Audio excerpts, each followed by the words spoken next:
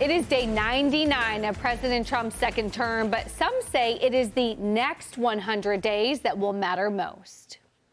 Inflation is down, rates are down, gas prices are down. I think what you're going to see, and I think what was revealing in Scott Bessent's interview, is the next 100 days, which is the rebuilding 100 days, which is cutting deals on the tariffs, which is calming people down as far as where we're going in the economy, the tax cuts that are probably likely coming to the economy. I think the one thing you can say about President Trump is that he's doing exactly with what he said he was going to do. Meanwhile, Congress is back and looking to get a deal done on taxes. Treasury Secretary Scott Bessent is expected to meet with GOP lawmakers today, including Senate Majority Leader John Thune, House Speaker Mike Johnson, House Ways and Means Chairman Jason Smith, Senate Finance Chairman Mike Crapo, and National Economic Council Director Kevin Hassett.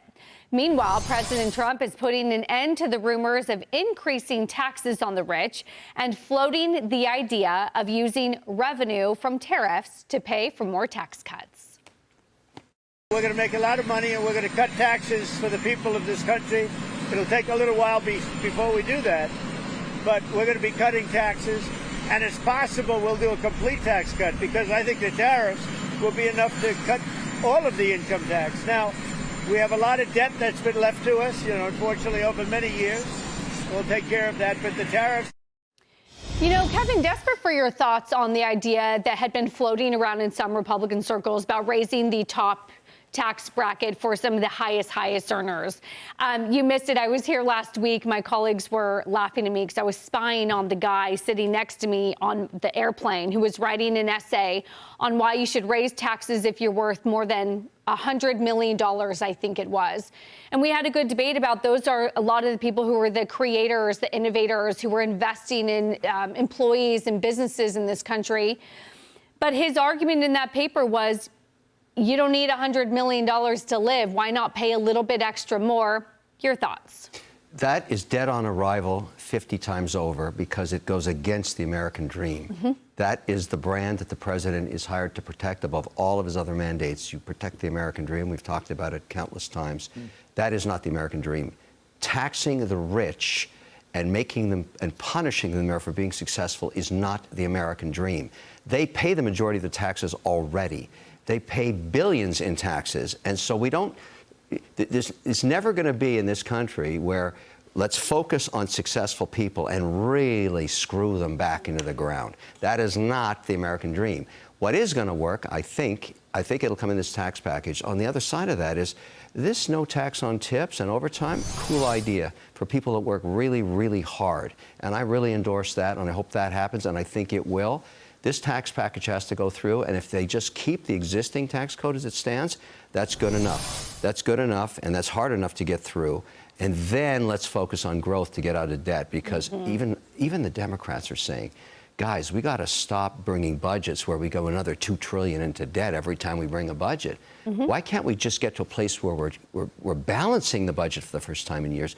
Way back in Clinton's days, we balanced budgets, and we got so used to spending so much during the pandemic on what I thought were really stupid acts. I don't even like the Chips and Science Act. I don't like the Infrastructure Act. I don't like helicopter money. If you want to stimulate one sector of the economy, tell me as an investor, there's zero capital gains if I invest in a chip plant. Okay, then I'll make my own decision. I won't give it to Intel. That's being sold for car parts. I'll give it to a good chip company instead of getting the government to decide winners and losers. But that's a different narrative. Let's get this tax package done. And then after that, we can get the Stablecoin Act done, which I really want to see happen, now called the Genius Act. There's so much opportunity. But we don't need to get into the game of saying, oh, you're rich and successful, let's screw you down. I think they called that place the Soviet Union. Yeah, and it didn't work. No. Dagan, you've been doing a lot of research, too, on no tax on tips, no tax on overtime, and some of what the highest earners as well pay in terms of taxes. I'm just delighted that President Trump came out and said no on even letting the top tax bracket go back up to 39.6%. Kim Strassel reported, it was like not last week, week prior, that this was coming out of people affiliated with the vice president, J.D. Vance. Not surprising, he's not a supply sider. Yeah. And he's, in many ways, living in the world of a Bernie Sanders populist.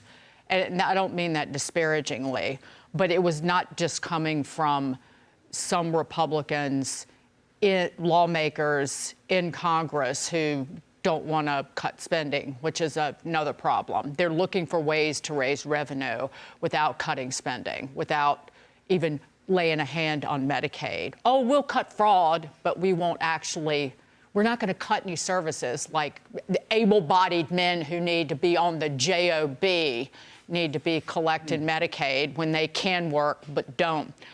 One thing about raising, and Art Lavra said the facts are the facts. If you raise taxes, we already have the most progressive of tax codes. If you raise taxes even more on the top 1%, you get less revenue, you get slower growth, and you hurt the working poor.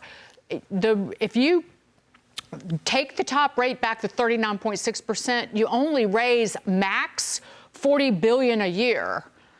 How much did we get last in April from the tariff revenue? It was $16 billion. It's only like a few. It's really not much for a lot of downside.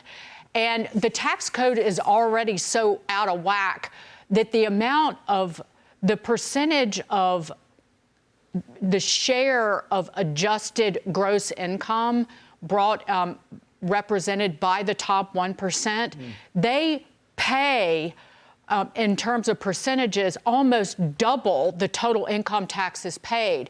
That's also out of whack. We need to make it less progressive, like flat. I'm pointing at Brian, Mr. 5'8", over here.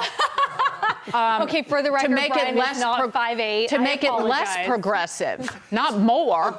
So on the flat thing, and I love the flat tax. Okay, I'd love to see.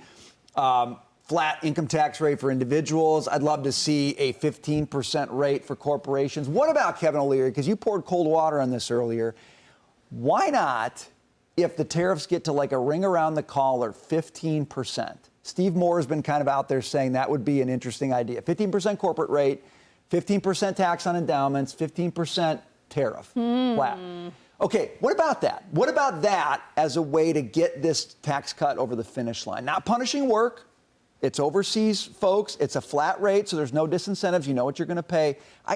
I'm not a tariff guy. I'm a flat tax guy, but I like that if it can get this tax plan over the finish line. So two issues there, and because I've learned the way this works is through Ways and Means, and it's scored. You can have all kinds of interesting ideas, but if it doesn't score well in terms of how Ways and Means builds this budget to get it passed, it ain't going to get done. And so they're not scoring tariffs as long-term income. They're treating it right now as a short-term weapon to get countries like India in line on tariffs on automotive. So using the idea of reciprocal tariffs on everybody in perpetuity, that's never been done. That's never been scored.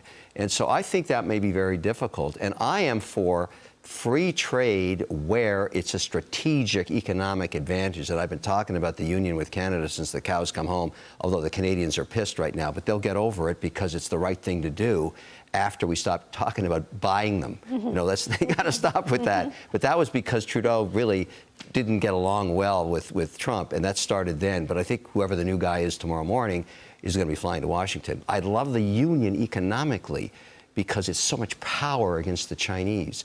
But, you know, if you told me it's 10% with everybody else, okay, I get it. I can handle that in Taiwan. I have a lot of companies I moved out of China to Taiwan. We're already planning, you know, greeting card companies and all kinds of things that make their products there. We could handle 10, but it's not scored. You're not going to get credit for it. That's the problem. Jackie, your thoughts? I don't think, you know, the taxes are going to pay for it to the point that you made before. Sorry, the tariffs, rather. The tariffs are not going to pay for the tax cuts.